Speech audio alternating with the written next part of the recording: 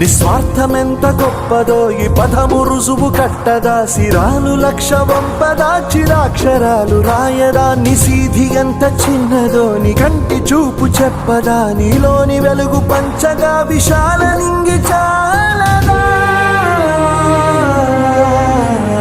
మనుష్యులందు నీ కథ మహర్షిలాగా సాగదా, మనుష్యులందు నీ కథ మహర్షిలాగా సాగదా.